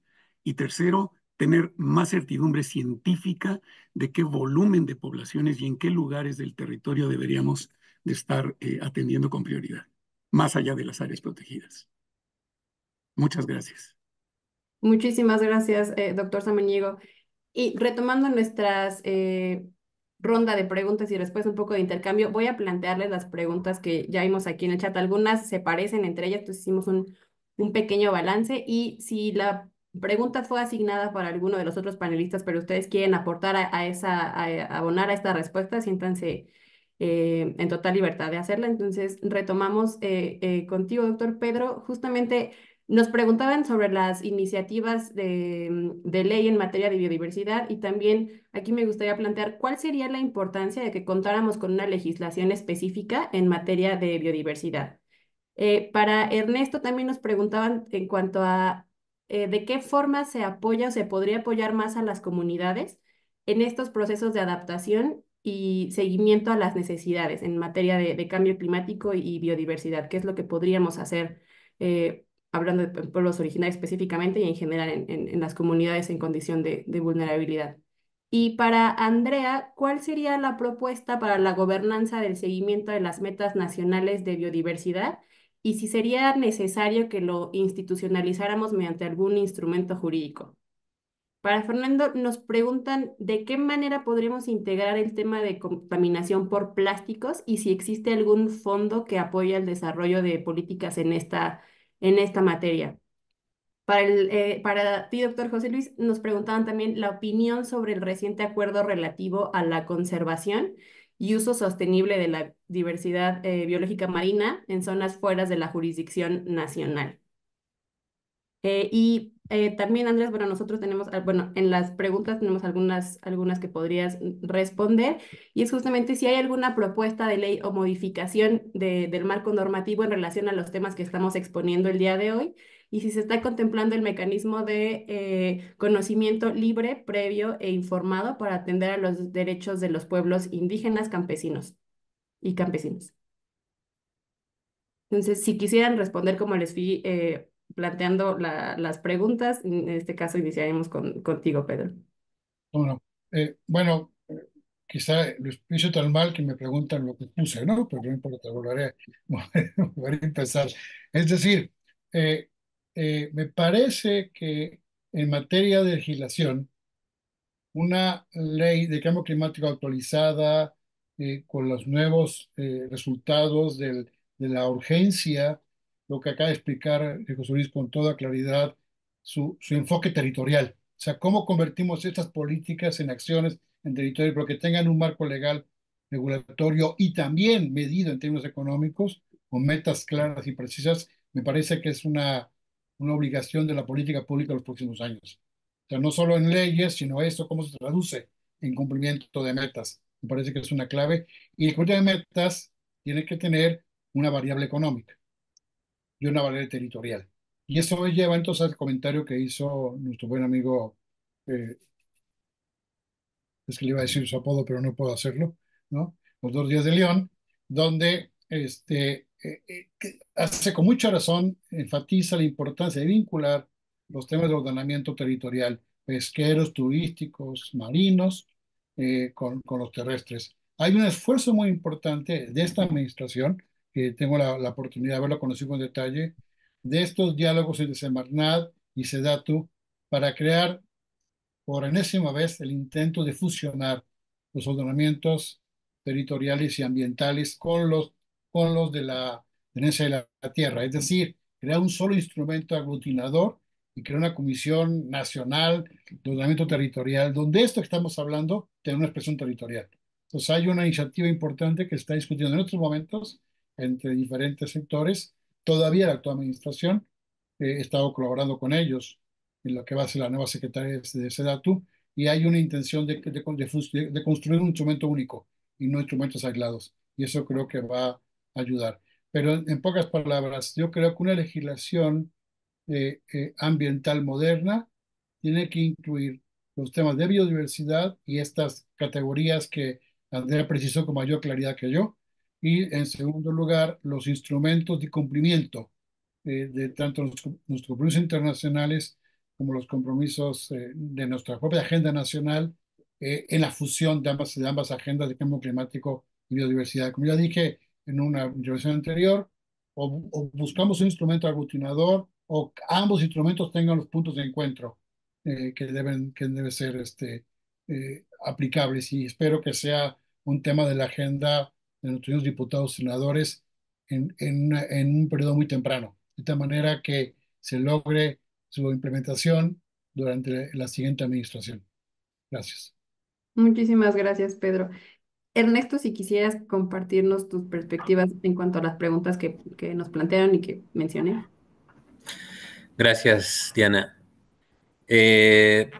¿Cómo apoyar más a las comunidades? Creo que hay muchas opciones de cómo apoyar, pero también sería ingenuo decir que es solo el apoyo lo que resolvería, ¿no? Porque me parece que hay presiones y eso está cambiando. Y curiosamente, por ejemplo, está cambiando, vi por ahí una pregunta sobre el tema de los océanos.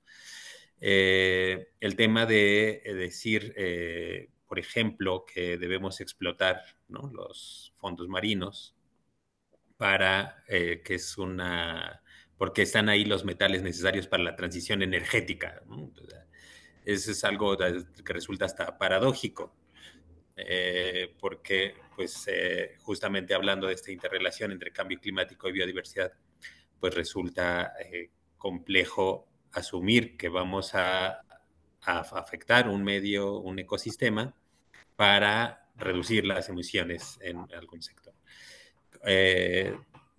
Eso por un lado. Y creo que estas presiones, como decía al principio, están cambiando porque los recursos que se están requiriendo también están cambiando, ¿no?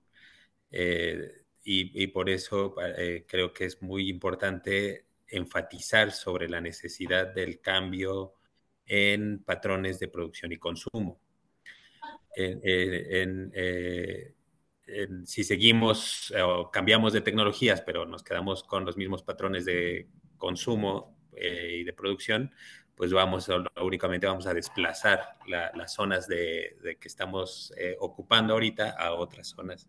Y como decía, pues muchas de esas zonas son ahora, pues son zonas que tradicionalmente han estado en manos de comunidades indígenas, y que además le dan un valor, muchas veces le dan un valor que asumimos como místico, espiritual, pero en realidad no lo es así. O sea, es decir, una montaña, las comunidades indígenas dicen, esa montaña es sagrada. Sí hay una vinculación con las deidades, pero también es porque se entiende, hay un conocimiento científico detrás que entienden que esa montaña regula el ecosistema, ¿no? Entonces, no es que no está desvinculada una cosa de la otra. ¿Cómo podemos dar más instrumentos? Bueno, creo que uno de los principales retos y de lo que yo he encontrado en el trabajo aquí en la Coordinación de Adaptación a Cambio Climático es cómo todos estos elementos de la legislación internacional, de la legislación nacional, de la política pública, los hacemos accesibles para la población en general. Eso es algo importante. Recuerdo que en alguno de los eventos que organizaron en Polea, alguien mencionaba pues cómo era posible que la agenda climática no definiera, por ejemplo, el voto de los ciudadanos, ¿no?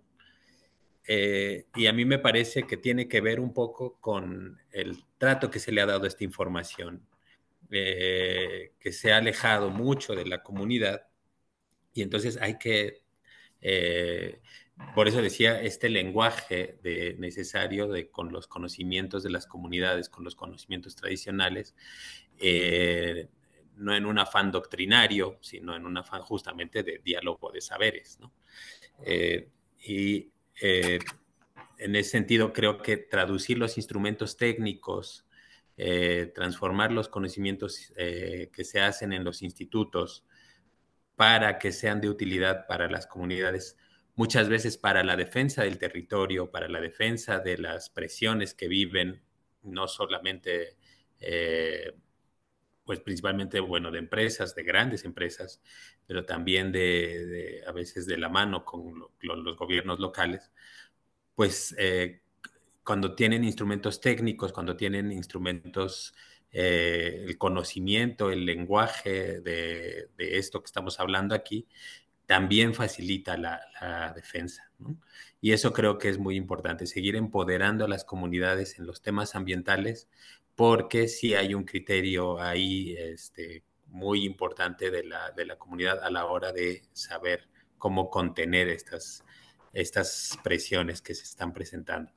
Entonces, creo que esa sería una. Obviamente, pues podríamos hablar de muchos más que tengan que ver con recursos económicos, con oportunidades de acceder, por ejemplo, de manera justa a los mercados de carbón, a los instrumentos económicos que hay para las compensaciones, pero con la información completa y con una visión amplia sobre los riesgos que implica, los beneficios que aporta y cómo entablar un diálogo pues más equitativo con estas grandes empresas que se dedican a estas actividades, y en ese sentido, pues que sí los beneficios sean tanto económicos, pero que sean en el medio ambiente de manera también respetuosa de las condiciones locales.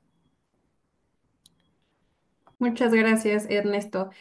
Adelante, Andrea, si gustas igualmente retomar alguna de las preguntas que están en el apartado de preguntas y respuestas o algún punto de la presentación que nos brindaste hace un momento, bienvenido. Sí, gracias. Bueno, nada más para reiterar un poco lo que decía, que también mencionamos tanto Pedro como yo, justo que en términos de biodiversidad sí ha estado durante mucho tiempo este vacío de la gestión, ¿no? De la política de biodiversidad, que tiene, digamos, cierta lógica de cuando se creó la primer Semarnap. eh, bueno, donde estuvo también Pedro y José Luis, porque la primer secretaria de Medio Ambiente pues tenía muy claro el tema de biodiversidad y, bueno, pues se gestionaba, ¿no? Pero básicamente actualmente el tema de la biodiversidad está difuso. CONAMP lleva una parte, CONAFOR lleva una otra parte, ¿no? El INEC lleva otra parte, CONAGUA, etcétera, etcétera. Hay un montón de instituciones y todo está difusas, las atribuciones, y hay cosas que no están muy claras, ¿no?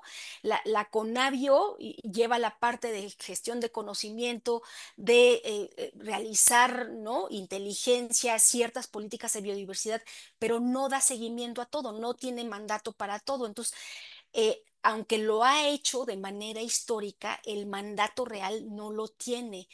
Y curiosamente, y es algo que pasa, digamos, no es limitativo a México, aunque el artículo 6 del Convenio de Diversidad Biológica mandata a los países a tener sus estrategias nacionales de biodiversidad y a integrar criterios de conservación y uso sustentable de la biodiversidad, curiosamente, este mandato no está anclado, digamos, a nivel de ley, ¿no? Ya general como para poder coordinar a todos los actores y sectores. Entonces, en el único lugar en donde aparece la Estrategia Nacional de Biodiversidad, curiosamente, es en la Ley General de Cambio Climático. No tenemos una ley general de biodiversidad que dé esta certeza jurídica. Entonces, en ese sentido, creo que sí es un faltante muy, muy, muy importante, que daría cierta claridad, ¿no? Y certeza jurídica a muchas cosas, justo ahora que estamos haciendo esta evaluación de las 49 metas de México, la consultora pues está empezando, están, por ejemplo, el tema de las OMEX, que se ha visto como la respuesta para incrementar, ¿no? La conservación, que puede ser una de gran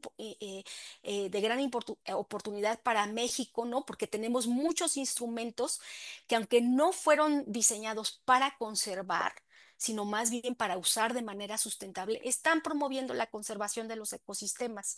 Y entonces, ya está claro que a través de, digamos, decretar más áreas naturales protegidas, no vamos a llegar al 30 por 30.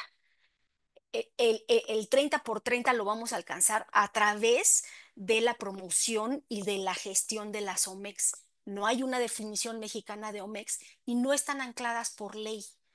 ¿No? Entonces, eso, o sea, para poder promoverlas, no hay una institución que vaya a gestionar las OMEX de manera nacional. Entonces, eso es un pendientote tremendo, ¿no? Que va a tener que abordarse antes de 2030, porque además, pues ya tenemos muy poco tiempo. Como eso, el tema de contaminación, lo tenemos muy claro para salud humana, no sobre los impactos de la contaminación en biodiversidad. Y ese es un pendiente también a nivel global, de las metas que es más difícil de evaluar y de conseguir es la de contaminación, porque pues hemos hecho de este mundo un basurero y ya hay las soluciones tecnológicas para evitar, ¿no? Mitigar, controlar la contaminación, pero pues ahora falta las soluciones políticas en ese sentido, ¿no? La voluntad política. Hablaban un poquito ahí del conocimiento previo e informado, ¿no? Y de los acuerdos mutuamente acordados, mutuamente acordados. Sí, en general, digamos, para México ya hay leyes que propagan, ¿no? La consulta, la necesidad de consultas, y las instituciones están obligadas a evaluar cuándo es necesario consultar a las comunidades. En este caso, digamos, a niveles de leyes ¿no? o de mecanismos de planeación es muy difícil consultar, ¿no? a los representantes de los pueblos indígenas y de las comunidades afromexicanas, porque hay que ubicar en el territorio donde se van a realizar las acciones, ¿no? Y en esa medida, pues, por supuesto, se tienen que seguir las consultas estipuladas por ley y que honran a compromisos ya hechos por México en este sentido. Hasta ahí dejaría mi comentario. Muchas gracias. Muchísimas gracias, Andrea. Y a continuación, igualmente, Fernando, si quisieras adicional a dar respuesta a la pregunta que planteamos, retomar alguna del apartado de preguntas y respuestas o complementar con algunas de las participaciones, bienvenido. Sí, muchísimas gracias. Bueno, yo retomo varias de las respuestas que hicieron. Creo que hay que trabajar de manera coordinada entre las distintas agendas. En materia de plásticos, bueno, la doctora Cruz mencionó ya las metas nacionales de biodiversidad, y una de ellas precisamente habla sobre contaminación y tiene un componente de plásticos. Para la implementación y para empezar a trabajar en el tema, desde el PNUD tenemos un proyecto que tiene que ver con la reducción de contaminantes en océanos, con enfoque en la parte alta de la cuenca, ¿no? Todo el tema de plásticos, microplásticos, se tiene que trabajar desde la fuente de contaminante, y esto pues tanto en los procesos productivos como en el desarrollar capacidades para tratamiento y manejo de residuos, ¿no? Eso lo estaremos haciendo con la Secretaría de Agricultura en tres cuencas que dan a tres de los grandes ecosistemas marinos. México tiene cuatro, vamos a estar trabajando en tres, justamente para reducir los aportes de plásticos y reducir esta problemática, pero más, ya México está trabajando. El año pasado trabajamos en el posicionamiento nacional para justamente la nueva acuerdo internacional en la materia. Y por otro lado, ya existen planteamientos desde el GEF para trabajar con microplásticos. México, entiendo, no tiene ninguno de estos eh, proyectos, pero ya existen por ahí avances. Yo hasta aquí lo dejaría para darle la oportunidad de contestar algunas otras preguntas en doctor Samaniego, y para la oportunidad a otros colegas. Muchísimas gracias, Fernando. Doctor Samaniego, adelante si gusta compartirnos la respuesta a la pregunta que te hicieron, y igualmente si quieres comentar algo más o responder, retomar alguna de las preguntas del resto de los panelistas, bienvenido. ¿Me la repites, por favor, Diana? Sí, justo ahora, ¿cuál es tu opinión sobre el reciente acuerdo relativo a la conservación y el uso sostenible de la diversidad biológica marina en zonas fuera de la jurisdicción nacional? Bueno, es una de las últimas fronteras planetarias. Justamente que esté fuera de la jurisdicción nacional requiere de un acuerdo internacional, que vamos a ver cómo se hace el enforcement, la observancia de ese acuerdo internacional, porque justamente está fuera de las jurisdicciones nacionales. Pero lo que está revelando es la preocupación que existe sobre el agotamiento de los recursos marinos a escala global. Y en ese sentido, pues hay un vínculo importante, muy importante, digamos, con la política de protección de los recursos bióticos de los mares que sí están bajo jurisdicción nacional. Entonces, si ya estamos agotando la biota más allá de las jurisdicciones nacionales, es un reflejo también de lo que estamos haciendo con la biota en nuestras jurisdicciones nacionales. Entonces tendría que haber una política coherente, tendríamos que tener grandes zonas reservadas de la presión pesquera, tanto en el ámbito internacional, fuera de la jurisdicción nacional, como dentro de la jurisdicción nacional. Tendríamos que tener políticas coherentes. En lo que toca a México, que es de donde podemos hablar, debería ser totalmente coherente tener grandes reservas pesqueras o de protección a la biodiversidad marina en las aguas territoriales y apoyar que eso también se reproduzca a nivel internacional. Es un tema súper grave. Muchísimas gracias, doctor Jesús Luis. Y finalmente, Andrés, si podrías, por favor, compartirnos alguna respuesta a las preguntas Ujú. que planteamos. Sí, como mencionamos al inicio del webinar, este evento es parte de una serie de actividades que hemos llevado a cabo desde hace ya como cerca de año y medio, recabando información tanto desde el ámbito subnacional, con entrevistas a los gobiernos subnacionales, secretarías, al público en general, encuestas en línea, eventos temáticos en particular para pues tener una propuesta de actualización de Ley General de Cambio Climático, entendiendo que bueno, los tiempos ahora no son necesariamente como para que se echara a andar necesariamente esta propuesta, sino más bien pensando en la siguiente administración. Tuvimos la oportunidad hace unas semanas, un par, de presentar los resultados de la mano también con la diputada Adriana Bustamante, que ya dejó del Congreso. Eh, al sector ambiental que incluía Semarnat, INEC, Profepa, etcétera, las instituciones vinculadas, y los resultados de este ejercicio que pues recogen esta información, es muchísima información y de hecho pues este webinar todavía faltaría integrar esta vinculación de biodiversidad y cambio climático. Entonces, bueno, pues nosotros vamos a darnos a la tarea de preparar un texto que con mucho gusto entregaremos a Semarnat, al INEC, y que en su caso Semarnat y NEC pues harán lo propio con los funcionarios que vengan o como así se decida, ¿no? Y sobre la segunda pregunta que hacían sobre el conocimiento libre previo informado, pues precisamente parte de este aprendizaje, ¿no? De 12 años entrada en vigor de la Ley General del Cambio Climático, pues ha sido tratar de llenar estos vacíos, estos huecos, estas áreas de oportunidad. Como decía también José Luis, ¿no? Qué importante sería incluir en estos marcos normativos las metas nuevas, ¿no? Que si bien son muy dinámicos luego los acuerdos internacionales como para tratar de integrarlo inmediatamente a los marcos nacionales legislativos, pero pues también buscamos eso, ¿no? Y que incluyan precisamente pues este componente social, componente de consulta, mucho énfasis en la justicia climática, en la transición energética justa, etcétera, etcétera. Entonces, bueno, pues nosotros dentro de lo que nos toca como sociedad civil, pues ha sido recabar la información y compartirla, ¿no? Con los tomadores de decisiones y en ese caso, pues apoyar si esto decide continuarse o no, pero pues de entrada muy contentos, contentas por poder contribuir a esta discusión y agradecerles de mi parte a todas, todos su presencia, los panelistas que hoy tuvimos fueron de grandísimo nivel, la verdad es que es un honor que nos pudieran acompañar y bueno, eso lo dejo ahí y Diana, pues mejor te paso a ti la palabra para que concluyas formalmente.